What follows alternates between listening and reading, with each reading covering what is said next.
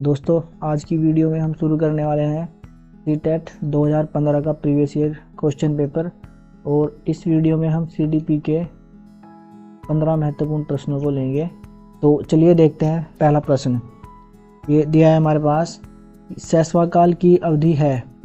Option है हमारे पास जन्म से 1 वर्ष, जन्म से 2 वर्ष, जन्म से 3 वर्ष या 2 से 3 वर्ष। ऑप्शन नंबर बी इसमें हमारा करेक्ट आंसर है, जन्म से 2 वर्ष। शैशवाकाल की जो अवधि है वो जन्म से 2 वर्ष तक है। अगला प्रश्न है हमारे पास, पियाजे के अनुसार 2 से 7 वर्ष के बीच का एक बच्चा संज्ञानात्मक विकास डैश की अवस्था में है। तो 2 से 7 वर्ष तक के बच्चे को पूछ रहे हैं कि वो किस अवस्था में होता है। ऑप्शन है हमारे पास पूर्व संक्रियात्मक अवस्था, औपचारिक संक्रियात्मक अवस्था, मूर्त संक्रियात्मक अवस्था या संवेदी गतिक। दोस्तों, ऑप्शन नंबर ए इसमें हमारा करेक्ट आंसर है, पूर्व संक्रियात्मक अवस्था। अगला प्रश्न है हमारे पास, विकास डैश से डैश की ओर बढ़ता है। तो ये बताना है। ऑप्शन है हमारे पास सामान्य से विशिष्ट की ओर। दोस्तों, ऑप्शन नंबर ए इसमें हमारा करेक्ट आंसर हो जाएगा। जब विकास होता है वो सामान्य से विशिष्ट की ओर बढ़ता है, इसलिए ऑप्शन नंबर ए हमारा करेक्ट आंसर है। अगला प्रश्न है हमारे पास, जब एक वयस्क सहयोग से सामंजस्य कर लेते हैं तो वे बच्चे के वर्तमान स्तर के प्रदर्शन को संभावित क्षमता के स्तर के प्रदर्शन की तरफ प्रगति क्रम को सुगम बनाते हैं। तो इसे कहा जाता है, ये बताना है।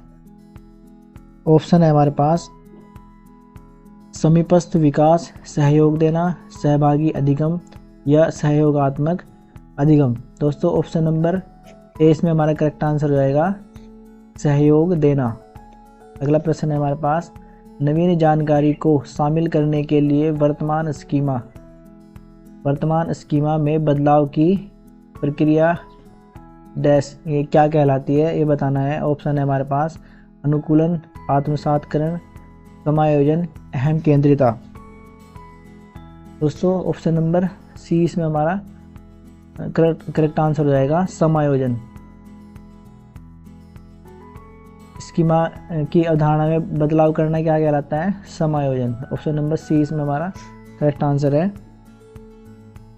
अगला प्रश्न है हमारे पास, मध्य बाल्यावस्था में भाषा डैश के बजाय ये डैश अधिक है। ऑप्शन है हमारे पास ये अहम केंद्रित, सामाजिकृत या अहम केंद्रित, जीववादी या सामाजिकृत, परिपक्व या अपरिपक्व। ऑप्शन नंबर बी इसमें हमारा करेक्ट आंसर हो जाएगा, मध्य बाल्यावस्था में भाषा ये आएगा यहाँ पे सामाजिकृत के बजाय क्या अहम केंद्रित अधिक है। तो ऑप्शन नंबर ए इसमें हमारा बी इसमें हमारा करेक्ट आंसर हो जाएगा। अगला प्रश्न है हमारे पास, बाल केंद्रित शिक्षा में शामिल हैं। तो ये बताना है। ऑप्शन है हमारे पास कि बच्चों के लिए हस्तपरक गतिविधियाँ, बच्चों का एक कोने में बैठना, प्रतिबंधित परिवेश में अधिगम, वे गतिविधियाँ जिनमें खेल शामिल नहीं होते। तो ऑप्शन नंबर ए इसमें हमारा करेक्ट आंसर हो जाएगा, बच्चों के लिए हस्तपरक गतिविधियाँ। अगला प्रश्न है हमारे पास, कक्षा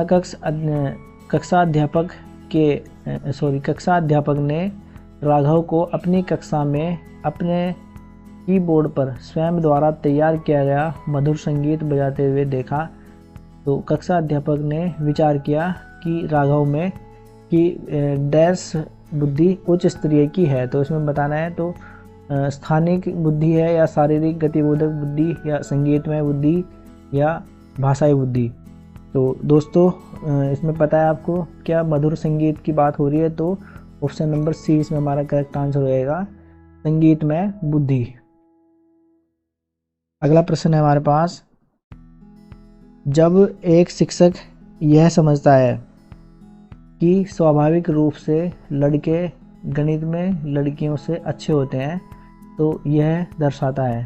तो ऑप्शन है हमारे पास नीतिपरक, लिंग, जेंडर पक्षपाती या शिक्षाप्रद या सही दृष्टिकोण वाला। तो दोस्तों ऑप्शन नंबर 20 में हमारा करेक्ट आंसर हो जाएगा। यह क्या दर्शाता है कि लड़के गणित में लड़कियों से अच्छे होते हैं, तो यह जेंडर स्टीरियोटाइप हो जाता है, लिंग पक्षपाती। ठीक है, ऑप्शन नंबर 20 में हमारा करेक्ट आंसर है। अगला प्रश्न है हमारे पास, समावेशी शिक्षा मानती है कि हमें डैश को डैश के अनुरूप बदलना चाहिए। तो ये बताना है कि यहाँ पे और यहाँ पे क्या आएगा इन ऑप्शन में से। ऑप्शन है हमारे पास बच्चे या व्यवस्था या बच्चे। देखो डैश को डैश के अनुरूप बदलना चाहिए, तो ऑप्शन नंबर 20 में हमारा करेक्ट आंसर हो जाएगा कि समावेशी शिक्षा मानती है कि हमें क्या व्यवस्था को, यहाँ पे आएगा व्यवस्था,